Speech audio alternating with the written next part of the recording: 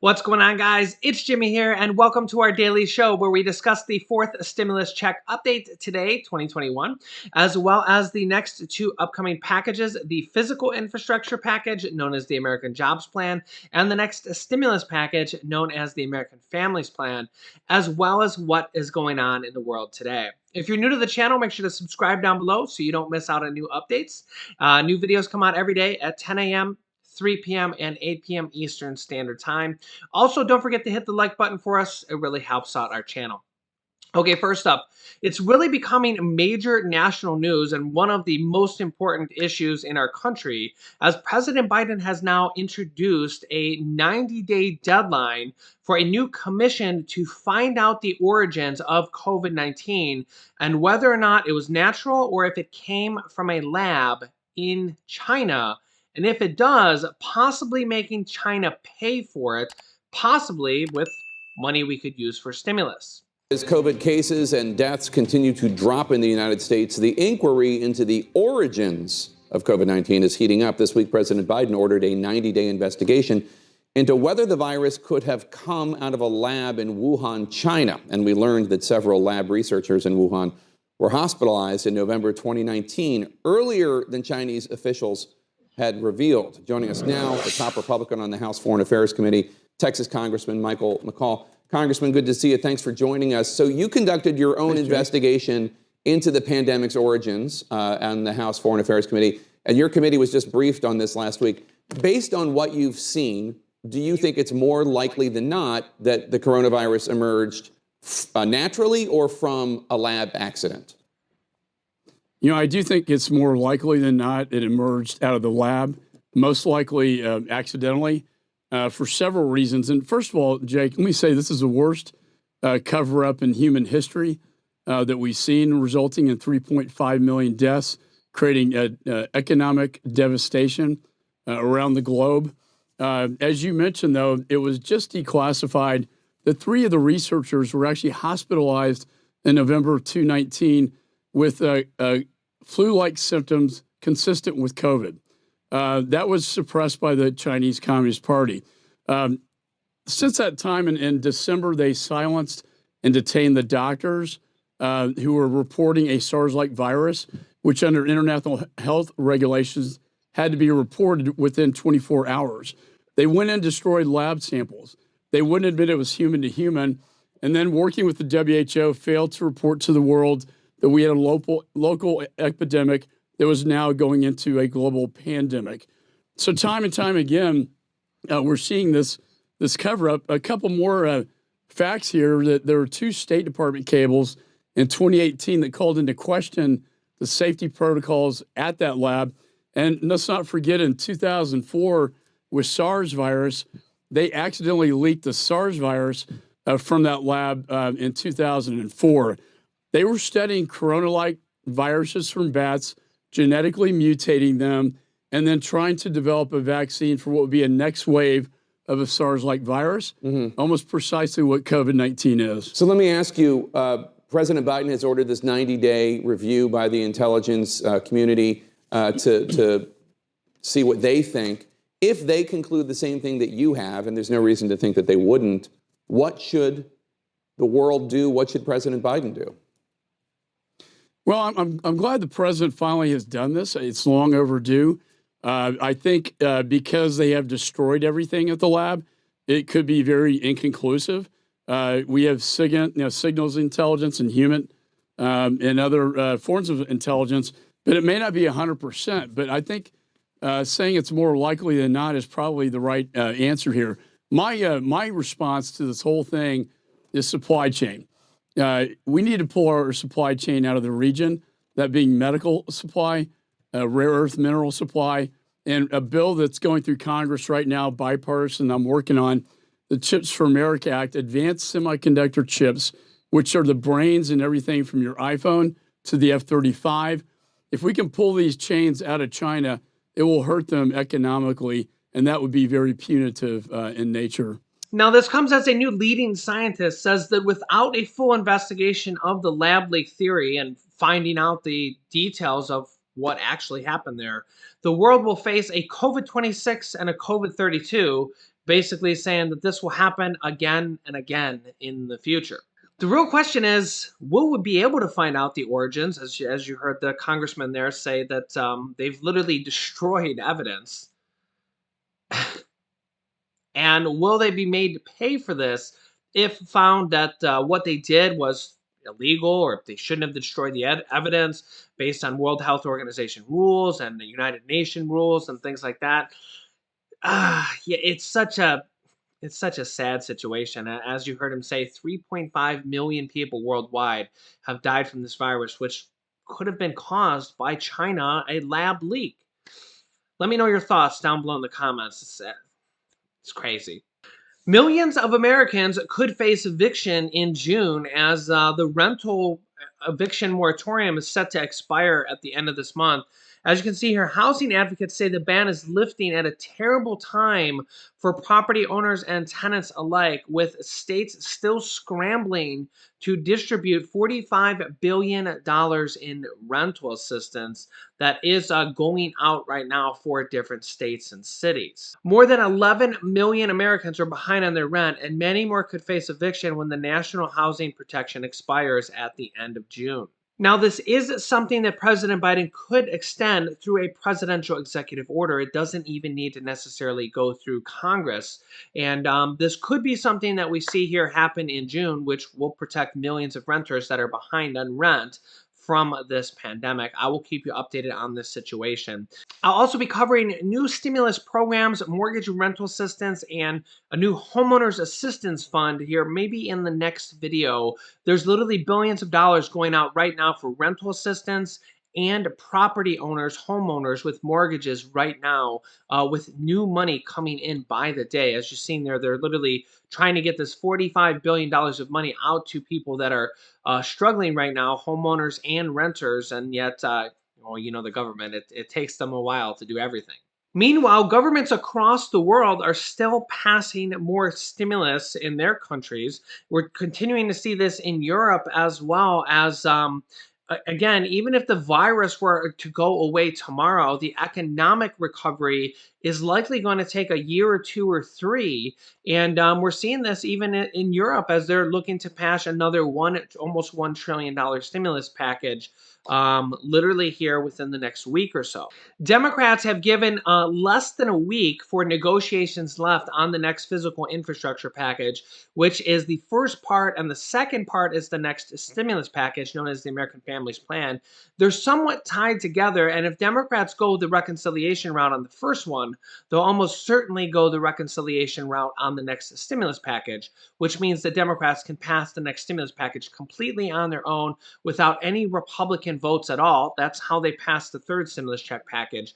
And Democrats have now given the Republicans less than a week to come up with a negotiation strategy where they agree to each other, or the Democrats are going to pass it on their own without Republican support. Here is White House Transportation Secretary Pete Buttigieg. Let's turn to infrastructure negotiations just to catch everyone up. President Biden started at $2.3 trillion in his proposal. Republicans started at about $600 billion. Now President Biden has gone down to $1.7 trillion. Republicans say they're at nearly $1 trillion over 8 years. You still want more money for rail, and you still can't agree on how to pay for it. When you and I talked on the show 6 weeks ago about it, you said the president wanted major action by Memorial Day. So what's next? Is the White House going to make another counteroffer? What's the plan? But it's very much going to be a work week for us and for the conversations that are ongoing with Congress. By the time that they return, which is June 7th, just a week from tomorrow, we need a clear direction. Certainly encouraging to see the healthy conversations that have happened over the last days and weeks. But the president keeps saying inaction is not an option, and time is not unlimited here. The American people expect us to do something. They expect us to deliver, and it's my hope that these continued conversations, really over these next few days, will be productive and will lead to that clear direction.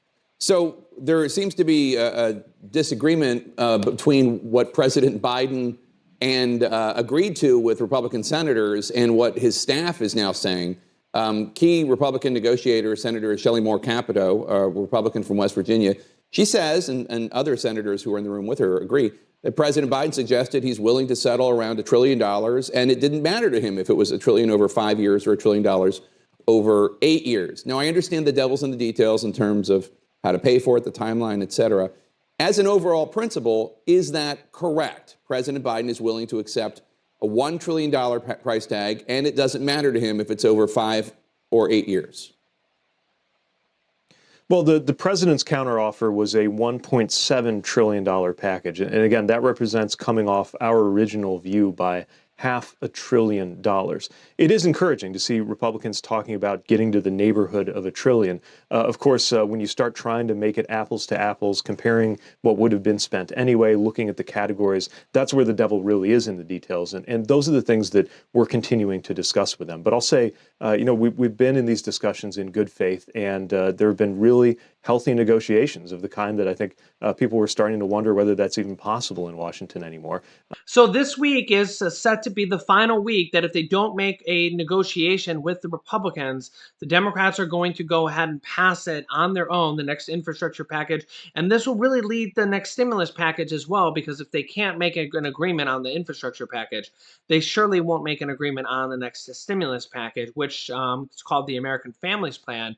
And there's really about 15 different items that they're currently negotiating on, at least between the Democrats themselves, on what will be in this next stimulus package, including a fourth stimulus check that over 80 different lawmakers in the House of Representatives now support direct further payments, and over half of the Democrats in the Senate support what they call monthly recurring stimulus checks and want them to actually include it in the Biden infrastructure package. Although I think it's more likely to be in the next stimulus package, we are having Democrats call, as you can see here on the screen, to have them put stimulus checks in the next infrastructure package as well. Now, if the Democrats decide to go it alone, they can just simply combine these packages and pass them together as one without any Republican support.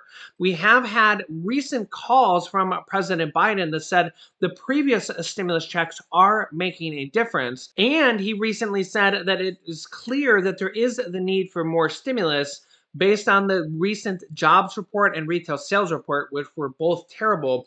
He also recently said, along with White House Press Secretary Jen Psaki, that if Congress wants to put a fourth stimulus check in there, or even the monthly recurring stimulus checks that the Democrats are calling for, that it's up to Congress and they can simply add it in there if they want to. And this is exactly what we're seeing. We just had Democratic Representative Jayapal, who is the leader of the Progressive Democratic Caucus, which is about half of all the Democrats in the U.S. House of Representatives, introduce a monthly stimulus check bill with Democratic Representative Rashida Tlaib as well. That is for a $2,000 one-time stimulus check, then followed by $1,000 monthly recurring payments that would go until 1 year after the pandemic is over. So again, a $2,000 one-time stimulus check, then followed by $1,000 monthly recurring payments that would go until the pandemic is over. This is a bill in the House of Representatives. We also have a bill in the Senate that is for $2,000 monthly stimulus checks that would only go until the pandemic is declared over, not plus 1 year like the other plan. This could go for 6 months, it could go for 4 months, it could go for 12 months, depending on how long the pandemic goes for and whenever the government declares the emergency situation of the pandemic over. Again, we have strong support in the Senate and the House. The House Ways and Means Committee just in the last few days sent a letter to President Biden to pass recurring direct stimulus payments, monthly stimulus checks to go out until this pandemic is declared over. And then more checks could keep millions of people out of poverty, especially monthly stimulus checks. We have some Democrats talking about a fourth and a fifth stimulus check instead of monthly recurring stimulus checks. And remember, even if the pandemic goes away tomorrow and the virus was just gone, the economic recovery is likely going to take 2 years, if I had to guess. From 2008, 2009, that recession took 4 years to recover from based on unemployment, and that was without a virus at all. But they only passed one stimulus check package back then. Most economists will tell you that the more stimulus they pass, the faster the recovery will be, because it literally keeps businesses afloat, puts money in people's pockets via the 3 stimulus checks we've passed already, including the monthly stimulus checks from the child tax credits that are going to start going out on July 15th, which is $250 to $300 per child, $250 for children ages 6 through 17, and $300 per month for children under the age of 6. This is already passed for 1 year for 2021. This was passed by the Democrats in the 3rd stimulus check package. The IRS is going to start sending out these monthly payments on July 15th. And really, that's kind of the start of the monthly stimulus checks that the Democrats have already passed from the 3rd stimulus check package. And they now want to increase that in this next infrastructure or stimulus package to have monthly stimulus checks possibly for everybody that qualifies for stimulus checks. Now, if they do go with a monthly stimulus check instead of just a single stimulus check in this next package, I think that they might have to lower the income threshold. So right now it's at $75,000 to $80,000 is the cutoff point for a single filer. It's $112,000 for a single filer head of household, and $150,000 to $160,000 for a married filing jointly couple. I could see if they go with larger stimulus checks than last time, or if they go with monthly stimulus checks. I could see them lower the income threshold, but if you're well below the income threshold, you can pretty much just count that you'll be in there. The Democrats completely negotiated the 3rd stimulus check thresholds and requirements completely on their own. Remember, that was the largest stimulus checks yet to date at $1,400 per person. $1,400 for children as well, which in the past they only got $500 to $600. That's in addition to the child tax credits that they passed as well.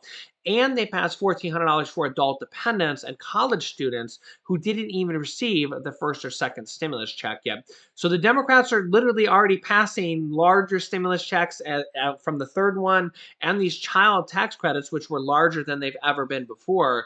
So if you kind of look at the theme here, Democrats are just wanting more and more and more and more when it comes to stimulus. And economists do say that this is what will help us get out of the recession or the depression much, much quicker. I mean, I don't think anybody wants to wait 4 years for us to come out of this economic recovery.